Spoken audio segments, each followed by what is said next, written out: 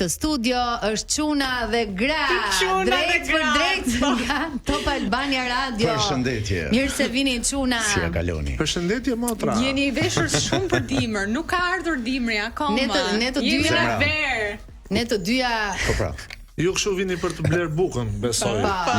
Me buzë kuqe, me xixa me gjëra. Juve shumë ftohtë po ju shoh. Unë erdha brenda tematikës, jo back to school, back to work. Zot, aha. Po ti çfarë me atë hudin? Apo je njëri ftohtaman kështu? Unë nisa në punë sot, edhe ishte ora 6 e mëngjesit. Okej. Isha unë dhe pastruesit që po pastronin rrugën. Njeri desh më dha një fshes. I thash vëlla jam për punë, i thash, po punë është dhe kjo, më tha mua. Jepi, më ndihmo. Edhe ishte ftohtë po çfarë. Ishte ftohtë që në mëngjes, ë? Kurse ne të dyja kemi sebepe. Jemi kaliente kështu. Unë afër me këtë lejë mua. Fillova ti. O Leila, çfarë i bën çunave në këtë studio moj? Si tha njëra në përputhen sot, çdo çun që del me mua dashurohet. Ashtu Leila. Po jo, nuk është rasti im, kështu që çdo çun që vjen në këtë studio pëlqen Leil. Po ç'bëni njerëz? Si shkuan? Mirë, si shkoi java? Anton çfarë të than? Shokët dhe shoqë. Më përgëzuan. Ishe mirë domethënë apo nuk të njohin ashtu si ishe në këtë studio? Jo, ishte mirë, mami më shau, tha po ti çka ato fjalë që përdor. Pse mami nuk i ka parë stand-upet e tua? Mundohem unë i bëj blok atë 4 anë. Që të mos i shoh. E di kush është e forta që ka mësuar hap akkaunte të reja dhe i gjem prapë. Edhe të gjen sërish. Mirë se vini edhe në këtë të mërkur Niko Komani dhe Anton Bello. Është kënaqësia jon, besoj apo jo. Nga dy fusha të ndryshme, por që na bashkon ironia dhe humori në këtë studio. Keni parë lajme, gjëra, viralitet këtë javë, çfarë ka bërë përshtypje, sepse prandaj jemi në këtë pjesë të dytë të programit.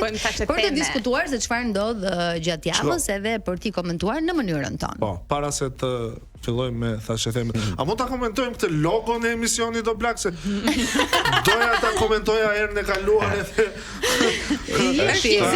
një fokus. Ajo është ku është zemra se unë se gjej do. Është mund në mes. Mund në mes.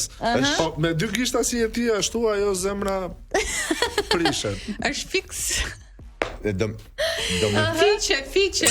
Po prishet nuk është një fjalë e keqe. Okej, po më thuaj pak si e kupton. Se për ne për shembull ne e përkthejmë dashuri. Ju e përkthej, unë e përkthej perfeksion. Unë e përkthej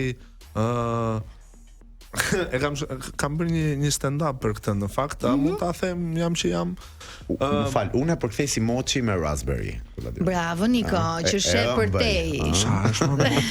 Mochi me ça? Për te abstraksionit edhe iluzionit optik që mund të të jap një pamje. Mochi me raspberry. Kafe express kam provuar maksimumi. Përveç mochit, stand-upi ku bazohej, domethënë? Ishte te kjo pjesa e dashurisë. Po, dashuri thon, nuk e di. Nëse ishte kjo pjesa që unë për shembull femrën e konsideroj që një të shenjtë. Dhe bën shumë mirë Anton. Mbi të gjitha se është perfeksion, e kupton, është dhe ju femrat ju kujtoni se ne nuk duam t'ju kënaqim, ne duam, po është e vështirë. Është shumë e di çfarë lloj presioni ndjejmë ne kur jemi duke shkuar për të dhënë me gjumit, është njësoj si futbollistat që dalin në fushë, e kupton? Ama se nuk e përjetoni aq keq tani. Shkoni nuk i funksionon më truri, gjëja tjetër funksionon. Nëse funksionon Leila. Nuk është se analizoni kaq shumë. Leila. Si fol për ata të tjerë ti. Është si ata futbollistat që dalin në fushë dhe kanë atë presionin, do loz mirë, se pos loza mirë do më zëvendësoj pastaj, e kupton? Po, siklet është. Ose karton kuq të zhduken fare. Domethënë flamur të kuq. E kupton çfarë di? Ideja nuk është vetëm të vësh gol. Jo, ideja është të bësh një performancë të mirë. Një driblim, Niko. Të dribloj deri te porta. Një padjeshk. Më pëlqen mënyra se si e sheh, domethënë, frymzuar nga logoja e këtij programi. Dalim në të tilla konkluzione, domethënë që efekti u krye dhe ky ishte emisioni i logos ton. Por kësaj javë në fakt ka ndodhur gjëra dhe ka ndodhur pafund. Është diskutuar shumë në përpanele televizive në Instagram dhe nuk do doja të ndalesha shumë te kjo pjesa e asaj që pam gjatë një funerali edhe celularet e ngritur, por kalojmë tek të tjera gjëra që kanë ndodhur në studio televizive, domethënë. Hajde ta ndjekim. Po. Kemi pak Të bëj një pyetje generale, zë kush është presidenti i Republikës së Shqipërisë? Ilir Meta, Lukat. që është në Burg. Vazhdojmë me Fredin. Çon si ka ajo ka ngel aty kej. Cako. Ja Manushi, I love him. Më pëlqen shumë Manushi që mundohet domethënë dhe del nga situata, por në fakt me qira fjala kush është presidenti? Bujar Çamili për mua gjithmonë. E di që emri ti fillon me një B, pa e harroj emrin se ka presidenti i Shqipërisë, që nuk është vetëm Rizarta, duke bërë gati nuk e di kush është presidenti. Bajram Bega është presidenti. Okej, aty rrugës, më mirë. BB-ja, po. Aha. O zoti më. Por ti është gjithmonë bujari, madje edhe ndas montën do të jetë presidenti. Bujari, po. Kështu Bujari Çamili, you are my president. Në dasmën tënde. Bujari është ai që këndon tu mankuqe më belholl. Po, fiks, domethënë ngte nga zona e jugut e mbulon. E mbulon. Mos na fy. Mos ja prek Shkodrën Leilës. Tani videoja për te shakave se normalisht do ta komentonim në studio duke I futur edhe pak nota humori.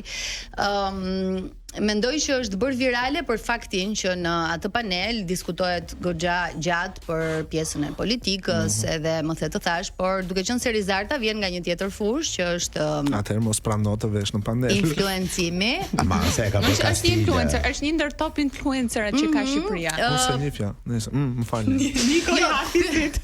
Pyetja është me vërtet. Niko Fondoni ekzistoi? Pyetja që shtrohet në këtë debat të çunave dhe grave të këtij programi.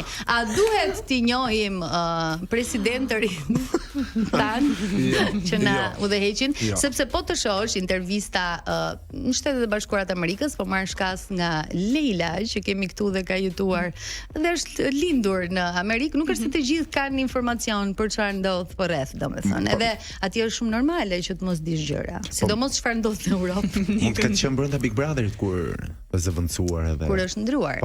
Po jo, burr. Jo. Në Amerikë është Po ti ku ishe me që nuk e di. Lila, po ti ku ishe që nuk e di as ti. Nuk e di zemër ku jam kur, kështu që nuk e di pse jam out. S'ka mësuar ndonjëherë president për ndonjë pritje? Tani do më ftojnë se Ytat si e ka emrin? Pse do t'i kërkosh dorën? Po pak po djesh të mund duhesh ti tash. Undez situata. Undez. Nga kjo studio vjen një thirrje, një mesazh. Zoti Orhan. Ju nuk e shikoni, po e ngacmoj me këmbë poshtë tavolinës. Ka kamera në fakt. Sa kamera kanë këtu? Ka edhe një përballë. Më shumë se në Big Brother ka këtu. Sa të këmbët ky Antoni. Nuk kam të gjata, po dhe kjo nuk I gjende do çizme më të shkurtra. Nuk ta jep përshtypjen. Kemi Kemi publicitet dhe do të rikthehemi sërish me të tjera komente, do ta vazhdojmë edhe pak këtë bisedën, domethënë a duhet t'i njohim pra udhëheqësit tan dhe do vazhdojmë me pyetje nga politika. Bëri gati një tjetër video tonë, duke qenë se katërshja Jo jon. Leila, Niko. E bëri. Ti e dorëzove materialin. Të katërt kemi bërë një video që do ta shihni pas pak në Instagramin e Top Albania Radios, po edhe në tonin, kështu që deri në fund të kësaj pjese ne do të vazhdojmë me këto komentet tona dhe lam tek pyetja. A duhet t'i njohim dhe t'i dim udhëheqësit tan, pra presidentët tan? Tani për kulturë, po duhet. Disa. Po mi zemra, po duhet, po. Ti nuk arrin dot, unë personalisht nuk arrin dot të memorizoj dikë, sepse diçka do ndodhi, do shkoj spaku, do zëvendësohet për 1 muaj, 2-3 muaj, ku do të jon. Nuk arrin dot të memorizoj dot të gjithë. Këtej nga presidenca s'ka ndodhur gjë, me thënë drejtën. In general, flas për politikën. Për disa kohë është Barami. Ka ca kohë. Që do të thotë që s'ke I mban mend presidentët se janë kukulla, nuk vendosin asgjë. Sipas teje, çfarë duhet të dim nga kjo udhëheqje? Da kjo. Kë duhet të njohim më eksaktësisht? The one and only Edi Rama. Rama. Rama edhe 2 gishta cipër. Ndaj mendjen ti, Goç. Tash një. Okej. Po, për Ramën po, e njohim. Po, Tani mësuat edhe presidentin? Po. Do njohim Si e edhe quajnë le? Bujar Çamili. Bajrami. Kryetari i parlamentit është? e kam pasur dhe në shfaqje Niko Peleshin. Okej, se po ju testoj, po nuk e keni ndjekur zhvillimet politike së fundmi. Më pyet për dallavere, për copa, për gjëra. Atëherë, le të ndalemi tek dallaverit e parlamentit. Te vallet e parlamentit. Te vallet. Me që do të dallaveri, domethënë. Pra, ti nuk e njohuri personale me asnjë nga politikanët, asnjëra nuk e veshur për asnjë kopertinë? Elisa Spiropali. Jo, se kam veshur, jo, s'ka rastisur. E disa po shpresoja, apo jo? Jo, kam dashur shumë një moment të vishja Grida Dumën, po thjesht ajo kopertinë nuk u bë. Dhe kishim ideuar, ishim madje kam thënë në një intervistë të Albania Radios, nuk e mbaj mend. Paradite ka qenë se mbaj mend që do doja ta shifja me wet look edhe me gjëra lëkure, domethënë do doja kam të tjetër stil nga që më mësuar të shohim në ekran. Fort, sigurisht, po një tjetër pak më Femme Fatale vite 2000 ala Matrix. Do doja shumë. Pse s'u bë kjo kopertina Sejnat? Mund ta riprojektoni. Mund ta po. Të lutem fol me Gridën, të lutem fol me Ti Anton si ke marrëdhëniet me politikën, domethënë je shumë i përfshirë apo nuk? Jam disi i përfshirë. Jam disi i përfshirë, po politika më çan çik. Okej. Se po duhet sepse unë bëj komedi dhe unë duke bërë komedi duhet jem ai që është çik rebele. Që të merr kohën për të shkruar një material si opozitar. Gjithmonë duke i rënë pushtetit. Më falni, Edi Rama s'kam gjë me ty. Nuk kam asgjë me ty. Në personalisht, domethënë, po që duhet. Dje tek ndryshe, po diskutonte Elona me Salsanon se cili është sipas tyre politikani më seksi i parlamentit. Kemi ne një kështu mendim? Po Belinda është seksi. She's sexy. Keni unë ndonjë preferuar? Belinda në shikim më frikson shumë o plak. Më duket sikur ka kamzhik. me veshjet e kopertinës Gridës. Do Mendo edhe do ishte bukur në kopertinë. Unë them se ka një shumë nur, ka ai që i ngatruan emrin, që ja than emrin Tërmet, si ka emrin ai Tomor Alizoti. Është ka një elokuencë shi. Domethënë Niko që është i habitur fare sepse janë emra që jo don. Ditën e parë të parlamentit i than betohesh zoti Tërmet Alizoti dhe tha unë betohem, po Tomor tha jo Tërmet. E shikon që ka i updateuar ky rrinë. Po gjërat kryesore e rëndësishme është i dim. Pra, do të kalojmë tek një tjetër moment interesant dhe do të jemi kam përshtypjen sërish të politika, por kësaj radhe një tjetër personazh. Kam thua një emër që mendon që është shumë i mirë i PD-s. Kaq shumë sa nuk është nevojë për të. Kaq shumë thaj? Gjithë qeshën.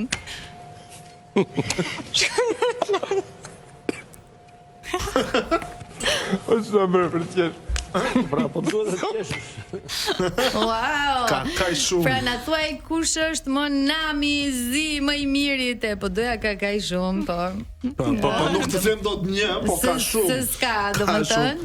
Ishte ideja. Metit është po shumë ai shumë për mua. Domethënë situata të tilla në një panel që supozohet të jetë serioz, më çojnë në një studim i cili po e lexoja së fundmi edhe më pëlqeu shumë. Thoshte se njerëzit që i kape qeshura në situata të sikletshme ose kur duhet të jenë serioz, kanë nivel të lartë inteligjence. Pra varrimet nuk shkojnë fare. Pra ti që nge Super Saiyan në këtë tryezën tonë, domethënë, je shumë lart. Sepse është mënyra ime për të bërë kopë me vuajtje. Që qesh. Okej. Mua më ka thënë një shoqe, më ka thënë dia duhet ta thënë. Nëse burri im do paralizoj, sa kohë do të duhet për të tallur me atë gjë? I thashun që atë ditë. Sa të më thoje që është paralizuar, do të thoja direkt nuk po ju ecën muhabeti, ja. Do ndajeni, do më thënë me pak fjalë. Nuk po ju ecën. Nuk po ju ecën. U trashëm tani na e bëlla zemra se kemi gjithë ditën. Ti ke dalë që në mëngjes, po ne që kemi më të lodhur. Për shkak të për ditën e sotme, domethënë se nuk e bani më shumë peshë me shpatulla. Jemi ne gocat që jeni më të i forta vuajmë për të dy gjinit. Ti Leila, për shembull, si ke marrëdhëniet? Për shembull, të ka ndodhur ndonjëherë që të qeshësh në situata të sikletshme në rastin konkret, po flitej për politikë dhe për figura. Unë qesh në momente të sikletshme, se nuk di të menaxhoj për figura nga Partia Demokratike, dhe pastaj i kapi gazi dhe nuk daleshin më. Në momente të sikletshme unë gjithmonë qesh, nuk di të përballoj një situatë serioze. Hajde propozoj këtë. Do qeshje për shembull në një propozim për marrëdhënie nga kush. Varet nga kush. Jeme atë që ti e do. Ai të ka çuar në Paris, ka paguar sa është bileta për Paris? 70 euro me Wizz Air.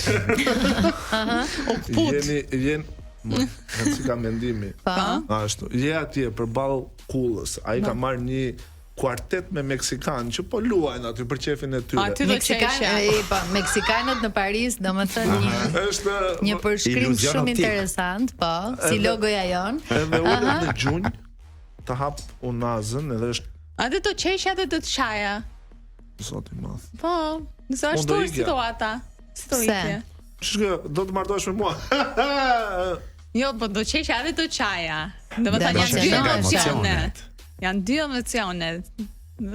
Nuk është si jam duke ka ndodhur. Që të qesh, po, edhe në funeral më ka ndodhur, se ndonjëherë më duket pak too much. Mua më ka ndodhur fakt edhe tek babai dhe tek mamaja i babit tim kur ndruan jetë. Gjyshtë më të fare, po doja t'i ndaja nga cila anë, se të tjerët i kam akoma. Nuk më duk shumë tragjikokomike, kam qenë dhe i vogël dhe atyre i dukeshe normale që unë qesha se s'kuptoja, po unë kuptoja shumë që po ndodhte thjesht më duke shumë absurde që qanin e bënin se unë vazhdoj me atë idenë që it's over. Mund të qash, po jo aq shumë. Dhe në sytë e mi më dukej në kështu situata që është Jonida, nuk në situatat më të dhe në situata që duhet qesh unë rri si nuk kuptoj mbase batutën. Tani nga ky studimi që pash më duk shumë interesant fakti, mua më ka ndodhur disa herë në fakt që se të kape qeshura në varrim dhe është shumë okay, nuk është ndonjë tragjedi e madhe, madje thuhet që njerëzit të cilët në varrimin e tyre mund të bëjnë të tjerë të qeshin, kanë lënë një energji të mirë pas vetes, pra ky është shpjegimi. Pra njerëzit që po largohen nga kjo jetë dhe të tjerët që po e përcjellin për mbanesën e fundit, ndoshta i ka peqeshura, personi që ka ndruar jetë ka lënë një energji shumë të mirë dhe ka qenë një njerëz shumë i mirë. Me ty o plak dhe qesh kemi të gjithë. Tani po ndaj një batut. Po ndaj një batut që Rozana Radi ka bërë në nuk e dia do ta them këtë, por po e them që më kanë thënë më mbrapa në varrimin e Timeti. Domethënë pasi ndodhi e gjithë ceremonia, afrohen këta personat që janë atje tek varrezat për të kërkuar para edhe bëjnë këto urimet e rastit për të ofruar, jo kërkuar para. Për të kërkuar. Njerëzit vinë në varreza dhe thonë më fal. Njerëzit. Okej. Dhe shkon dikush te Rozi dhe i thot më jep më fal ndonjë lek të roj mami, babi dhe gjithë çfarë ke për zemër, këto urimet e rastit. Dhe Rozi i thon shumë faleminderit për urimin, mamin e kam gjithu dhe babin e kam atje. Dhe pas të batute kishte plasur domethënë e qeshura dhe gjithë pjesa tjetër pastaj është një histori. Nuk e di, ndodh shumë mekanike mendoj. Është shumë natyrale. Madje kur ma thanë dhe mua më mbrapa, domethënë që po ma tregonin sigurisht që qesha dhe unë, po kishte qenë situatë më komike, pavarësisht se unë nuk mund ta interpretoj si vetë Rozana, sepse është sidomos për faktin se ty sa të kishte vdekur babi, kështu që po në fakt edhe kam qeshur atë ditë sepse më kujtoheshin vetëm gjëra të bukura nga i mat, kështu që mendoj që në rast të dhimbjesh kur ti e merr dhe e sheh pak më ndryshe situatën dhe kujton gjëra më të bukura, mundet që në një moment të caktuar të ndihmoj që të mos jesh aq në kob me veten edhe me gjithë atë që të ka ndodhur. Kështu e konceptoj. Është muhabet shumë i gjatë, por pas këtij studimi kuptova që kemi shumë inteligjent. Është muhabet shumë i gjatë, po mendoj se njerëzit disa herë e lëm veten atë mërzitjen, atë nuk duan të dalin. Mund të dalin, të gjithë janë, të kujtohet diçka.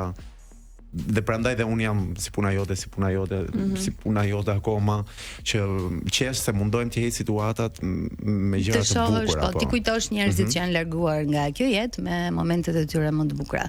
Dhe kjo na shërben shumë. Përveç asaj, kjo pjesa e mërzia, depresioni, këtë janë është bërë çik mod. Njerëzit e thonë edhe pse jemi demode. Jemi shumë demode. Kemi pak publicitet dhe rikthehemi në studio.